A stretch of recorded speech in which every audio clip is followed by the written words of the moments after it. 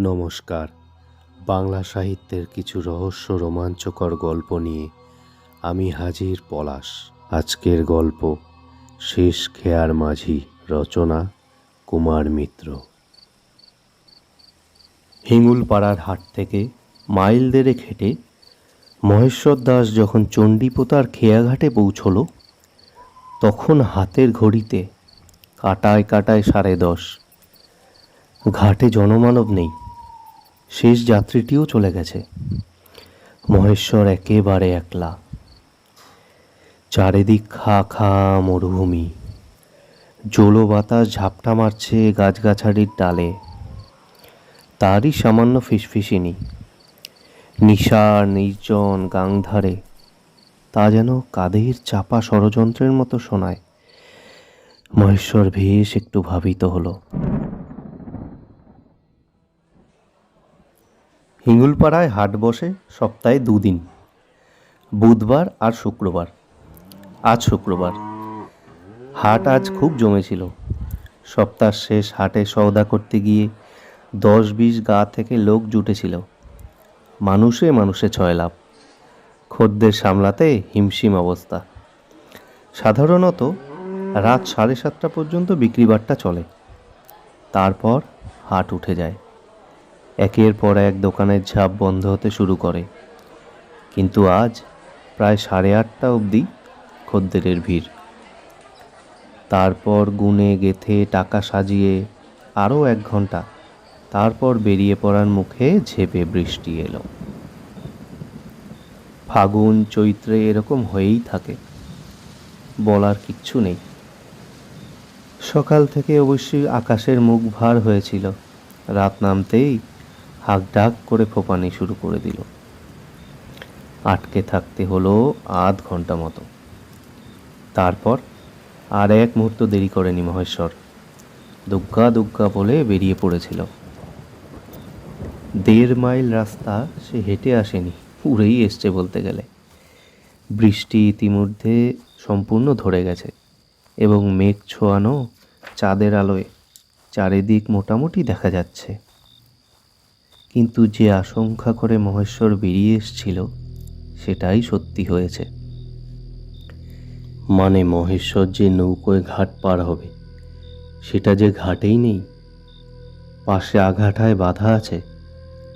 অর্থাৎ খেয়া নৌকোর আজকের মতো ছুটি। এদিকে মহেশ্বরের কোমরের গেজের মধ্যে 10-10টা হাজার টাকা। এত টাকা দোকানে রেখে আসা যায় না, আবার সঙ্গে আনাও বিপদ।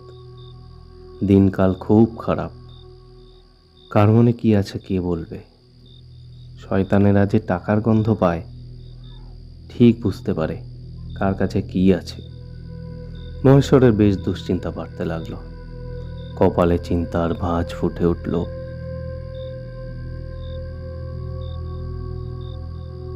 মহেশ্বরের বাড়ি গাঙের ওপারে কুলতুলিতে। তাও গাং পেরোলে নয়, মাইলখানেক হাঁটতে হয়। ছেলে দেবেশ্বর সাইকেলে করে অনেক সময় তাকে দিয়ে যায়। কখনো বা হেঁটেও যেতে হয়। রাস্তায় যা কাদা, আজকে সাইকেল চলবে না মনে হচ্ছে। বেশ ঝামেলাই লেখা আছে কপালে। মহেশ্বর কতবার ভেবেছে হাটের কাছাকাছি কোথাও একটা বাড়ি তুলবে, তাহলে আর নদী পারাপারে ঝামেলা পোহাতে হবে না। তবে ভাবা ওই যা, নিজের ভুঁই ছেড়ে বিভয়ে বাড়ি করা তার অবশ্য হয়ে ওঠেনি। অবশ্য সেই সব ভেবে এখন লাভ নেই, ব্যবস্থা একটা করে নিতেই হবে। আজকে সারা রাত তো আর আকাশের তারাগুনে কাটানো যাবে না। এই খেয়াঘাট থেকে কিছুটা দূরে জেলের বস্তি, ওই কঘর মাছ মারা জেলের বাস আর কি। দেখা যাক ওদের কাউকে পাওয়া যায় কিনা। এই ভেবে খানিকটা গলা তুলে মহেশ্বর হাঁক পারল, পারঘাটে নিয়ে যাবার কেউ আছো? কুলতুলি যাব। কোনো সাড়া নেই। কারণ গোটা ফাল্গুন মাস ভীষণ গরম পড়েছিল, বৃষ্টি হয়নি 1 ফোঁটাও। আজ বাদলা ঠান্ডা ঠান্ডা আমেজ সবার মেজাজ বদলে দিয়েছে। সাত তাড়াতাড়ি ঘরে ঢুকে খাওয়া দাওয়া চুকিয়ে আরামে ঘুম লাগাচ্ছে। মহেশ্বর বৃথাই কয়েকবার ডাকাডাকি করে নিজের মনে বলল, যাব বাবা, কেউ যে সাড়া দেয় না গো। এমন সময় ঝাঁকড়া তেঁতুল গাছটায় হুড়মুড় করে একটা শব্দ হলো। কোনো পাখির ডানার শব্দ কি? হতেও পারে। মহেশ্বর একটু চমকে উঠল। তারপর আশ্বস্ত হলো কারো গলা শুনে। কে যেন বলছে, চলেন বাবু, আমি পাড়ঘাটে নিয়ে যাব। প্রথমে ঠিক ঠাহর হলো না, তারপর নজরে পড়ল একটা লোক এগিয়ে আসছে। তার খালি গা, পরনে লুঙ্গি, মাথায় ফেট্টির মতো গামছা বাঁধা। ফেট্টিটা ওপর কপালের এতটা নামানো যে মুখখানা ভালো করে বোঝাই যায় না, তবে বুড়োটো ধরনের চেহারা। মহেশ্বর একটু স্বস্তির নিঃশ্বাস ফেলল। গাং এখানে বেশ চওড়া, মরা কোটাল তো নয়। নদীর রূপ দেখলে সমীহ জাগে। পাড়ঘাটে পৌঁছতে মিনিট 20 মতো লাগার কথা। পেট কাপড়ের নিচে গেজের ওপর আলতো করে হাত বুলিয়ে নিয়ে মহেশ্বর বলল, চলো। লোকটা আঘাটা থেকে নৌকোটাকে খেয়াঘাটে নিয়ে এলো। পাড়ের কাদা ভেঙে মহেশ্বর ডিঙিয়ে নৌকোয় উঠল। কি ভেবে সে নৌকো সামনের গোলই গিয়ে বসল, মাঝখানে নয়। বুড়ো মাঝি মুখ ঘুরিয়ে একবার দেখল কেবল, কিছু বলল না, জিজ্ঞেসও করল না মহেশ্বর কেন এত দূরে গিয়ে বসেছে। মাঝগাং পর্যন্ত উভয়ে চুপ। কিন্তু লোক বলতে যেখানে সাকল্যে দুজন, সেখানে 2-4টে কথা না হলে কেমন লাগে? এসব ক্ষেত্রে যাত্রীরাই সাধারণত বকে যায়, মাঝি মাল্লারা 2-1টা উত্তর দেয়, কিন্তু এক্ষেত্রে দুজনেই চুপচাপ। মহেশ্বরের কথা বলার ইচ্ছে নেই, মাঝিরও না। পেট কাপড়ের ভেতর থেকে টাকার বোঝাটা বাড়িতে গিয়ে খালাস না করা পর্যন্ত মহেশ্বর এক গাজর। কিন্তু কিছু না বললে যে ভালো দেখায় না, বিশেষ করে লোকটা যখন তার ডাকে সাড়া দিয়েছে এবং তারই ভালোর জন্য এতখানি মেহনত করেছে। ভালোই ভালোই গাং পাড়ে পৌঁছে দিতে পারলে হিসেব মতো ভাড়া নয়, গোটাগুটি 5 টাকাই ধরে দেবে মহেশ্বর তাকে। তা সে পরের কথা, আপাতত 2-4 কথা বলা যাক। এই ভেবে মহেশ্বর বলল, যে লোকটা খেয়া পারাপার করে তাকে তো চিনি, তুমি তো দেখছি অন্য লোক, তো থাকো কোথায় হে? এই হো থাকে। এই বলে মাঝি একটা অনির্দিষ্ট দিক দেখিয়ে দিল। তা কর্তা আসছেন কোত্থেকে? এই হিঙ্গুলপাড়া থেকে। ও, আজ তো হাটবার, হাট থেকে বুঝি? সওদাপত্র তো দেখছি না। হাটে আমার দোকান আছে। বিক্রি বাট্টা তো ভালোই হয়েছে শুনলুম। হাটুরে লোকরা বলাবলি করছিল। তা বিক্রি বাট্টা মন্দ হয়নি। ও, 20 গায়ের মধ্যে হয় একটি হাট, লোকেদের ভিড় লেগেই থাকে। কিন্তু এত রাত করে ভালো করেননি কর্তা, আমার কাজ বাড়লো আর কি। মহেশ্বর চমকে বলল, কেন? তোমার কাজ বাড়বে কিভাবে? মাঝে নিঃশব্দে হাসল। না হলে ঝামেলায় পড়বেন যে কর্তা। আমার আবার ঝামেলা কিসের? ব্যবসাদারেদের যে ঝামেলা লেগে থাকে সেই ঝামেলায় পড়বেন। বলে কি লোকটা? টাকার গন্ধ পৌঁছে গেছে তাহলে ওর নাকে? মহেশ্বরের মেরুদণ্ড বেয়ে ঠান্ডা স্রোত নেমে গেল। না, আর কোনো কথা নয়। মহেশ্বর কুলু পেটে দিল ঠোঁটে। ইস, নদী পার হতে যে কেন এত দেরি হচ্ছে। ফেরিঘাটের ওপারেই সদ্য সদ্য 2-1টা দোকান হয়েছে, ইলেকট্রিক আলোও জ্বলে। নদীর এপার থেকে সে আলো দেখা যায় বেশ, কিন্তু আজকে তো সেই আলোর বাষ্পই নেই। দোকানদারদের আর কি দোষ, রাত 11টায় কোন খদ্দেরই বা আসবে? দেবেশ্বর আজ আসবে না তাকে নিতে, সকালেই বলে দিয়েছে কোথায় যেন ওর কাজ আছে। আর এই দিনটাতেই কিনা রাত হয়ে গেল। মাঝি লোকটা যদিও এখনো কিছু খারাপ করেনি তার সাথে, কিন্তু করতে কতক্ষণ? ঘাট এসে গেছে, নামেন কর্তা।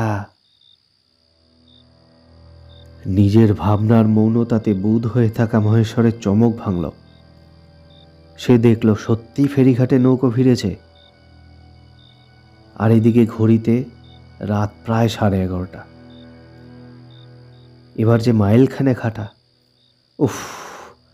অস্বস্তিতে মনটা চিরবিড়িয়ে উঠল মহেশ্বরের। তার ছেলে দেবেশ্বর নিতে আসতে পারেনি, টাকা কড়ি নিয়ে একাই যেতে হয়েছে।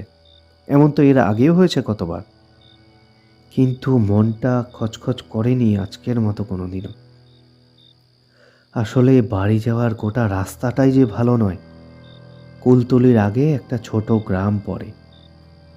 গ্রামটার বেশ বদনাম আছে। ওখানে এমন সব লোকের বাস যাদের পূর্বপুরুষের মূল পেশাই ছিল লেঠেলি। গ্রামের যে সোতাটা, তার পাশেই তো কালভার্ট, আর তার সঙ্গেই এক প্রকাণ্ড বটগাছ। ওই এলাকায় দুধারে ধানের জমি, আশেপাশে লোক বসতি একেবারেই নেই। ভারী বদ জায়গা। প্রায় কিছু লোক ওখানে রাত বিরেতে নেশা করে চিল্লামিল্লি করে। অবশ্য তারা কখনো মহেশ্বরের ক্ষতি করেনি কোনোদিনও। তবে ভাবনাটা এখানেই থেমে গেল। হাঁটতে শুরু করলো মহেশ্বর। সেই মাঝির পাওনা পুরো মিটিয়ে দিল, সেই 5টি টাকায় নিল সে। অবশ্য মাঝি খুশি না অখুশি সেটা বোঝা গেল না। লোকটা যে বড় অদ্ভুত তার সন্দেহ নেই। এই গরমে কিরকম কপাল পর্যন্ত গামছা ঝরিয়েছে ফেটটির মতো করে। নিশার নির্জন রাস্তা দিয়ে খানিকটা হাঁটার পরই পিছন ভাগে একবার তাকিয়েই মাথায় রক্ত চড়ে গেল মহেশ্বরের। মাঝি তার সঙ্গ ছাড়েনি। মহেশ্বর কড়া গলায় বলল, এ কি, এখনো তুমি আমার পেছনে আসছো? মতলব কি তোমার?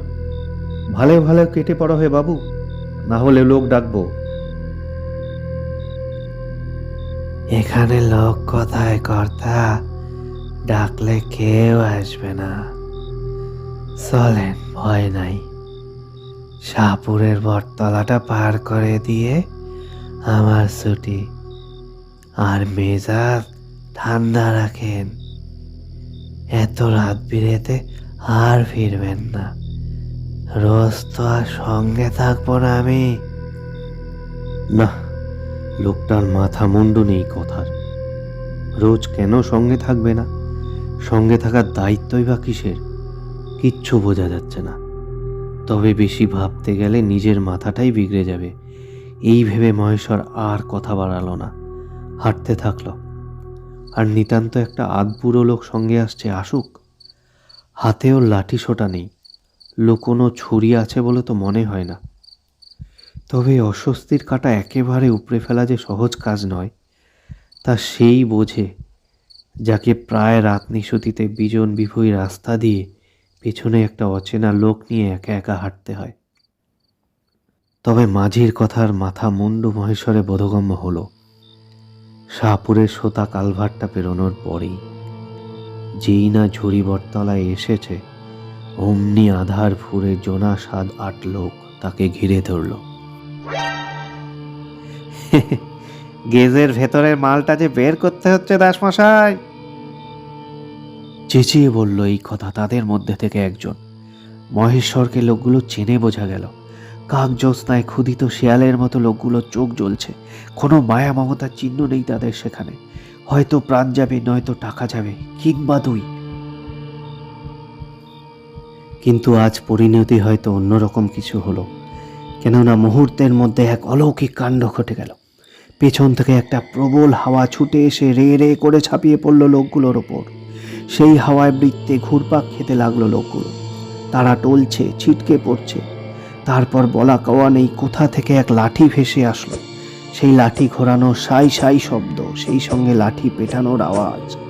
বাপরে মলুমরে, পরিত্রাহী চিৎকার ঘূর্ণি হাওয়ার বলয়ের মধ্যে থেকে।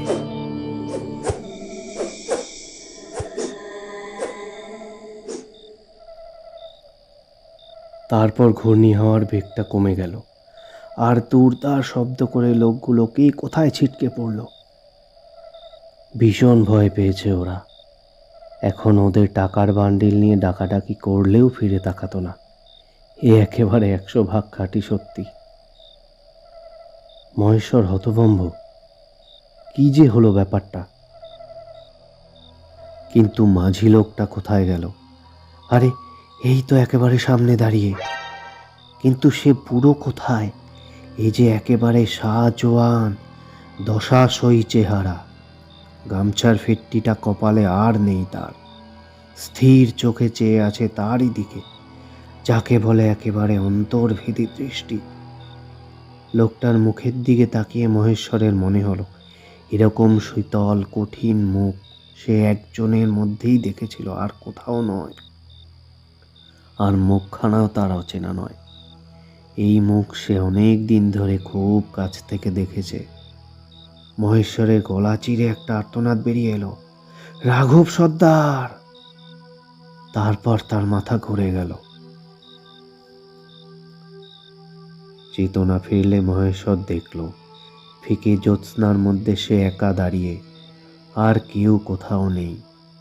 মাঝি হয়ে যে তাকে নৌকোয় গাং পার করে দিল, তাকে বিপদ থেকে রক্ষা করে তবে ছুটি নিল, সেই রাঘব সর্দার। কাঁচা বয়সে তার একবার খুব লাঠি খেলার শখ পেয়ে বসেছিল। এই অঞ্চলের নাম করা লেঠেল ছিল রাঘব হাজরা। সবাই বলতো রাঘব সর্দার। মহেশ্বরকে খুব ভালোবাসত সে। মহেশ্বরও সর্দারকে স্কুলের গুরুমশায়ের মতো শ্রদ্ধা করত। শিষ্যের বিপদে গুরু স্থির থাকতে পারেনি। গুরুর মানবলীলা শেষ হয়ে গেছে কত কাল আগে। অন্য লোকে গিয়েও সে ভোলেনি প্রিয় শিষ্যকে। আমি পারঘাটে নিয়ে যাব। মহেশ্বরের আর ভয় করছিল না। দুনিয়ার এমন কেউ নেই আজ রাতে তার কোনো ক্ষতি করতে পারে। কিন্তু হিঙ্গুলপাড়ার ঘাটের কাছে একটা বাড়ি না করলেই নয়। গুরু তো তাকে আর রোজ রোজ রক্ষা করতে আসবে না, তাই না?